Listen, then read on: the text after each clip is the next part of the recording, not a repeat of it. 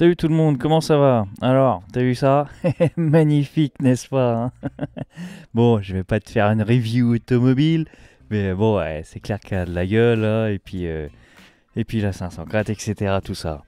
Donc, mais qu'est-ce qui emmène donc cette voiture sur ma chaîne, hein? Bah, je sais pas, je vais peut-être ouvrir un Tipeee, comme ça tu pourras m'aider à l'acquérir, hein? Ça sera mon cadeau de Noël, merci d'avance. Si, je plaisante, mais si ça t'intéresse, tu m'en parles, je le fais, hein. Moi, je suis un gueudin, je fais tout ce que tu veux, moi. Tu m'en parles juste, et puis c'est bon. Donc, trêve de galijade, la voiture autonome, hein, juridiquement appelée à délégation de signature. De signature, n'importe quoi. De conduite, à délégation de conduite. Donc, concernant ces véhicules, c'est bim badaboum, bim badaboum.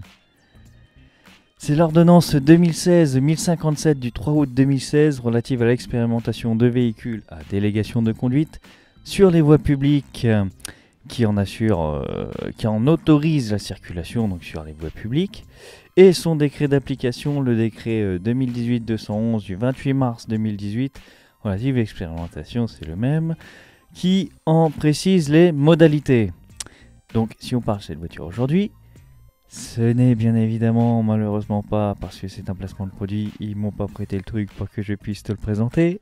Et non, qui l'eût cru, c'est à cause de ceci.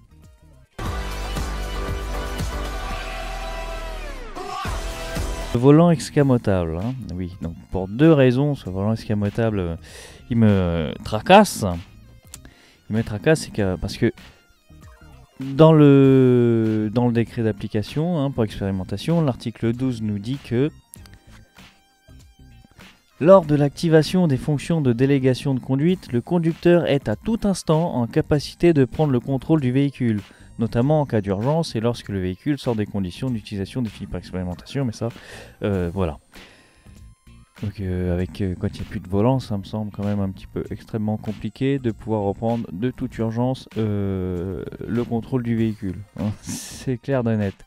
Surtout comment il est escamoté, il y a la barre de son qui se replace dessus, ça va prendre au moins 3 secondes, et quand tu sais voilà, on parle en termes de secondes dans les distances de sécurité, 3 secondes t'es mort. Donc, mais tu me diras peut-être que ça c'est le cadre de l'expérimentation, mais peut-être que pendant le déploiement ce sera autorisé. Je pense pas, honnêtement je pense pas.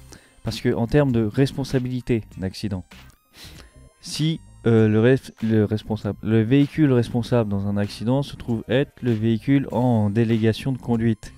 J'ai le mot signature en délégation de conduite se trouve être le véhicule responsable qui indemnisera la victime. L'assurance du conducteur qui est censée protéger le conducteur.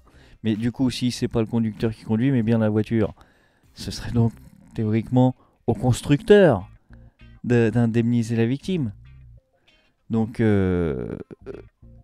situation ne peut plus complexe, mais évidemment, on découvre pas ça maintenant, hein, il est clair, mais là, franchement, pourquoi ce volant escamotable Peugeot? Parce que déjà, cette obligation de pouvoir reprendre le contrôle à tout moment, à mon avis, va rester dans la législation, même après le déploiement.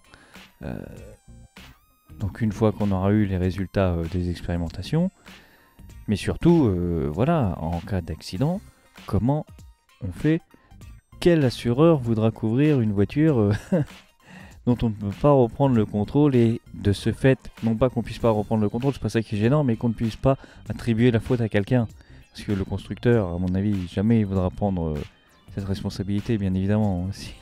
Alors, à moins que, effectivement, au terme des expérimentations, on se rend compte que la conduite par un véhicule à conduite déléguée est 1 million de fois plus sûre que la conduite par un humain. Mais là, on part sur un truc, ça n'a plus rien à voir avec la vie d'aujourd'hui.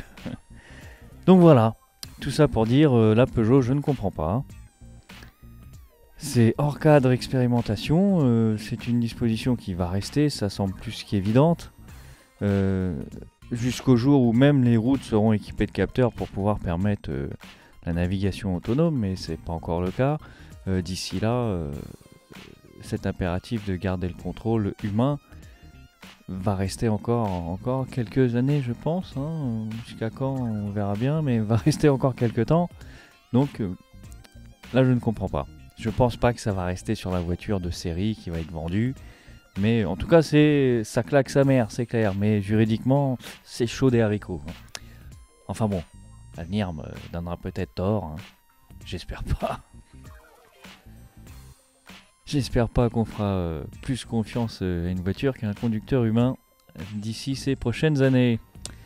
Donc ben voilà, ma foi, que dire de plus like, partage, commente, et puis regardez les autres vidéos et 2-3 points juridiques relativement marrants sur les accidents de camping-car notamment. Bon, allez, merci, ciao, à la prochaine.